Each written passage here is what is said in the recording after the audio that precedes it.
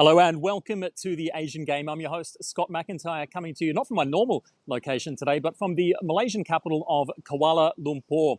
I am here covering the AFF Mitsubishi Electric Cup. Easy for you to say. Been jumping all around Southeast Asia, as has our special guest slash co-host today, Mr. Ryan Walters. Ryan, where are you? You're in Jakarta. It's a long way from here. Yeah, I'm a little ways from you. I am in Jakarta still. I'd like to thank the Philippines for getting some late goals, allowing me to avoid one flight. I was able to stay here from the group stage. So back in GBK, and the music has been turned off. So that's lovely. Which is good, and I've just avoided the rain as well. So it's all going perfectly at the moment. Let's start with a little bit about talk of that tournament. I mean, you, me, and the other people who've been covering this tournament, we've been flying, moving all over the place. Nobody cares about us, but what they do care about is the teams, the coaches, the players. I've had a little bit to say about the format. The time in between the games is very brief. The travel is, I mean, even though you're not going from one continent to another, the gaps, the distances between cities are still quite vast. What have you made of it? I mean, last time we saw with the COVID pandemic, it was forced into a central location in Singapore. How do you think it's gone? I mean, I said some of the negatives. The positives, of course, that fans can come, and we've seen huge fans all around the continent. Some sort of a ruckus going on behind you there. What have you made of the format this time around? The Vietnam team is out for some training right now, is what you're hearing there. The format this time around, I think it is nice that home fans have been able to come out. But when you look at the timing of some of these games, they've been kicking off. We're going to have a 4:30 kick here in Jakarta, which won't affect things in Jakarta. The fans will still be here. But I was also in Phnom Penh for the opener, and that was a very early kick. So I don't know that it's been enough of an advantage, to be entirely honest, to keep doing it this way. Whereas I think the advantage of centralized venues is that you can get these things done and dusted a lot quicker. We've seen with ACL group stage how quickly you can do that. So I think for me, we've got two groups here.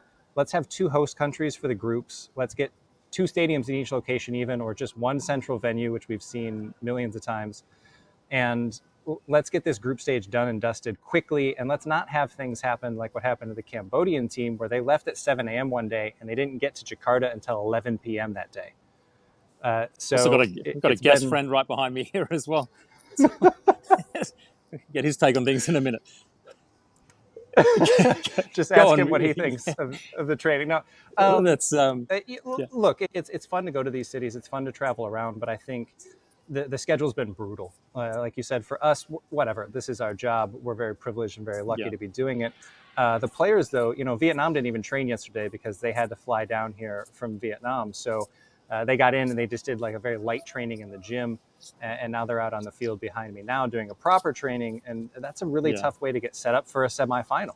Yeah, absolutely. I don't know the ideal solution of the situation. I mean, the other thing is the timing of the tournament. We've seen some players, some of the bigger known players in the region who haven't been able to come. So, yeah, I mean, there's discussions to be had how to improve it.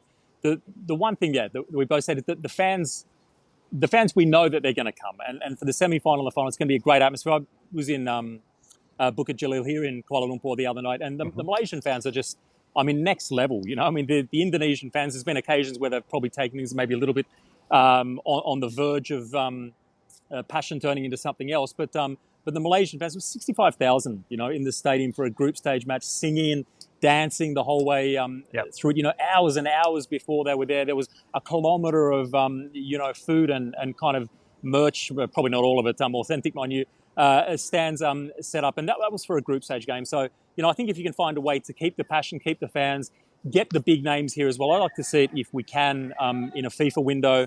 They're things for the next tournament. Let's focus on what we've seen here so far. The group stage is done and dusted. The semi-finals are in action. You're in Jakarta for the first one of those, which is Indonesia against Vietnam, and I'll be up here for Malaysia versus Thailand in the second semi-final. So firstly, the nations that have caught your eye. I mean, the obvious one is the four that got through, but are they worthy semi-finalists from your point of view? I mean, yeah, for me, and it's interesting that I'm the one in Jakarta and you're in KL when we're saying this, but Malaysia have been the surprise team for me, because I think coming into this tournament, there were just so many questions. Without any JDT players on that team, how are they going to play? How are the new naturalized players going to integrate into the team? And the answer to all that is quite well. They've looked really good in the group stage, and that match against Singapore was a massive test for them. And I think that they showed up in a really big way. There was a narrow win against Myanmar, and you think, okay, maybe this team isn't quite there. They really showed up against Laos, but Laos did not have a good tournament. And then that 3-0 loss against Vietnam, you think, oh, okay, maybe this isn't going Malaysia's way. But the way that they showed up at home, and like you said, this is one of the benefits of the home and away. Huge crowd, and I think that that's one of the big reasons that they showed up. I think it's one of the big reasons Singapore struggled in that game. And you've got some players that are really coming out for Malaysia. Safawi Rashid, I said before this tournament, he's got a lot to prove right before he moves to Thailand. He has been outstanding. He has 4 assists in 4 games and has just looked like the Safawi that we all saw with JDT a couple of years ago that had us all really excited. So for me, look, the teams they're warming up behind me here today, Indonesia and Vietnam, we expected them to be here. Malaysia, it was hard to know what to expect of them. So for me, I think that they were the really big surprise of the group stage against a Singapore team that if they had Iksan, then maybe that's a different story, but they didn't, and they really didn't turn up, and Malaysia really did. So for me, that was the surprise team in the group stage. But what about you? Yeah, I mean, essentially, I concur in Malaysia, and I think that they've been a little bit kind of almost pointed, actually, a few of the players saying that they felt disrespected, that a lot of the focus was on the players who weren't here rather than the players who were. And if you look at it, if the JDT guys were here, maybe a lot of these guys aren't even starting. Many of them probably aren't even in the squad. And we've seen several, really breakout performers, in addition to someone like Safawi, who's an established star of the national team. So, yeah, they've been really impressive. But I've also been really, really impressed with Cambodia. It's a shame that it looks like the time in control not is the right thing, but, overseeing the project for Keisuke Honda may have come to an end or shortly will after the SEA Games concludes because, in the 3-4 years, or actually maybe more than that now, he's been in charge. He talked right from the start about wanting to stylistically change things, to implement a new way of football, to bring through a new generation of players. And we hear this kind of talk a lot, not just in Asia, but across the footballing world at club and national level. And credit to him, he's done it, and this is a young team. It's a vibrant team. They're playing, really good attacking football. They're looking to dominate teams regardless of the opponent, the stage or the occasion. And, it's fantastic. And you've got to hope for Cambodia's sake that they can continue, whoever's going to control the program going forward, whoever's going to be the coach coming in the next time, that they can keep this momentum going because the players they've got are, some fine young players. The other thing, the great thing about this tournament, it's a showcase, it's a stage. I've talked about this with Mano Polking. We've had him on the podcast a lot in the past, and he's consistently made the point as well. It's not just about winning the title here. It's about 2 things: growing and developing the domestic league, which is really important to keep producing players, and then putting the players in the shop window to get them moves. And hopefully, particularly in the case of Cambodia, that's something that we will see.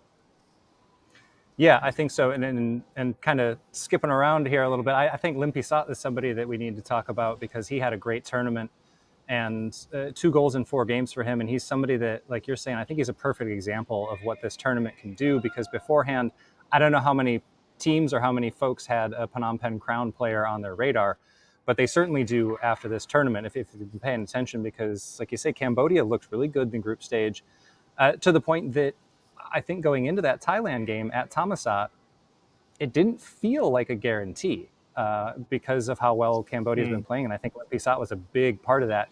He is with the defending champs in Cambodia, so you would expect him to sign on there. But again, after a strong tournament here, you never know. You never know. So I think he's somebody that could play abroad. And I think with the tournament he's had here, he's somebody that could make that move abroad. And before we get into the semifinalist teams, was there a player that was similar in that vein for you that really stood out?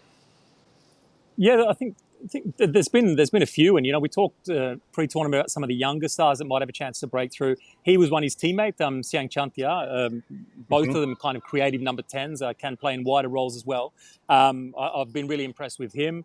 Faisal Halim, the kind of all energy dynamo, plays on the left for Malaysia. Is also their DJ. Malaysia are great actually entering the stadium. Covering this tournament as we do, we get a bit of a peek behind the scenes, and he's coming with a full boombox every game, going on different tunes. So he's setting the tempo off the pitch. He's setting the tempo on the pitch.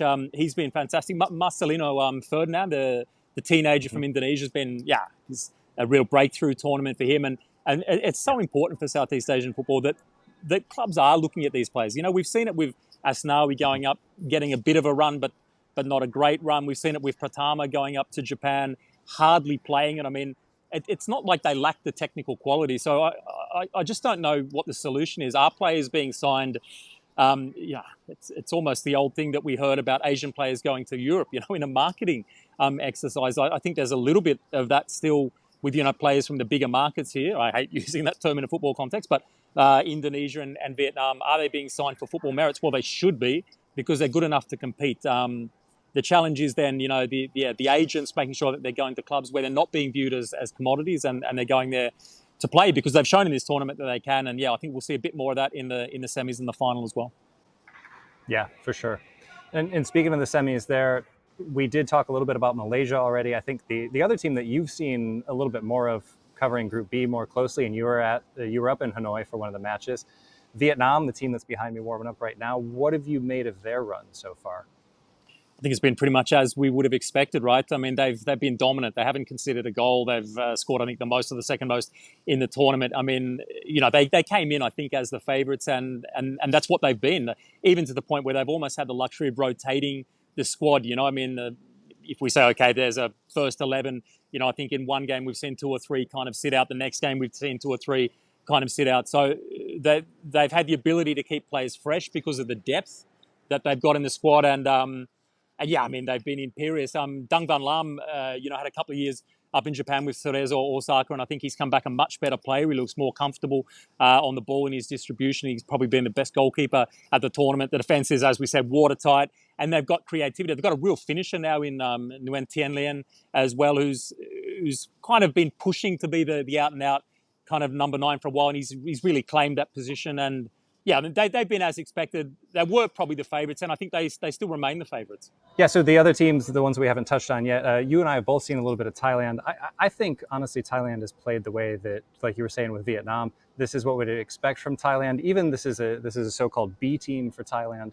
I think they've looked really great. Tiratan has been outstanding, as you would expect from him anyway, but moving up to the midfield from defense, in a partnership that I think is working out really well, being the so-called B team. He's got his Buriram partner in Sasalak there with him a lot of matches. Those two know how to work together from Buriram, and that's really working for them there. And then Tirsan Dangda is doing Tirsan Dangda things and has 5 goals already. And that brace that he got in the last group stage game is what allowed them to finish first. So I think Thailand is as strong as you would expect.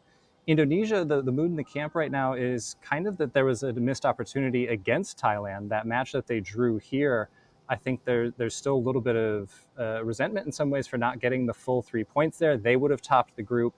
To me, though, I don't know if that would have worked out, because that would have been a lot more travel for them, whereas they went from Manila, they came back home, they're in familiar surroundings, and they've got a strong opponent in Vietnam coming in. But to start the first leg with Vietnam not really having time to train yesterday, I think it could go well for them.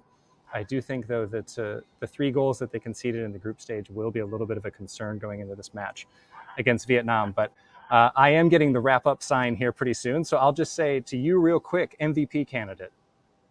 Well, yeah, I think it's hard to go past Tirsan. I think in all this run he's had, I mean, he's never actually won an MVP award, I think I'm right in saying. So, yeah, I mean, he's too clear in the Golden Boot race. He's been, we had Manawan previously prior to the tournament. He said he's old, but he's gold, and he's proven that. I mean, I mean, if he continues this in the semis, if they get through to the final, I think it's Tirsan's award probably to lose at this point. You're about to get kicked out of the stadium there, Ryan? Maybe. I wouldn't disagree with you anyway. I think it's Tirsan. Yeah, excellent. And yeah, I think we're really set up for 2 fantastic semi-finals. Of course, the format is home and away. Malaysia starting here and then going up to Bangkok, Indonesia, having to travel up to Hanoi. So, yeah, fantastic. Just a quick prediction. Who do you think gets through to the final? I don't want to say with Malaysia and Thailand. I do think Thailand's going to have a really tough go of it in Kuala Lumpur. I think Bukit Jalil, that atmosphere is going to carry a lot. I see that one maybe being a draw. It's hard to look past Thailand, though, and Vietnam, it's just such a deep team. Like you were saying, they've been able to almost completely rotate, and I think that's going to show, maybe not tomorrow here, but I definitely think when we go up to Hanoi and they've got those legs under them and they're playing at home, I think it's going to be what you would expect. I think it's going to be Vietnam and Thailand. Yeah, I mean, wherever we go, it's going to be great because the fans are great. But the Vietnamese fans are something else. You'll see that going up there. There's the guy from the city of Haiphong who always got the big boat kind of thing. It's the symbol of Haiphong on his head. That's something else. I just think we might get a surprise. I think Malaysia might be able to cause an upset and maybe roll Thailand. So yeah, it's been a fantastic tournament. We've both been privileged to cover it. It was great chatting with you today. Can see Vietnam going through their paces in the background. We don't want to give away any tactical information because we know Mr. Park is not the most cheerful of gentlemen at the best of times. So we don't want to make him angry, Ryan. That is where we will leave it for today. But we'll be back maybe in person to do this ahead of the final. And look back on hopefully some more really entertaining football. But for now, that is where we will leave it. Remember to follow us on all our social media channels. Ryan, it's been great having you with us. Good luck in the match. Enjoy, and I'll see you soon. It's been great being here, and we'll see you soon. That is it from us for now. Until later on, it's a goodbye from the Asian game from Kuala Lumpur and Jakarta.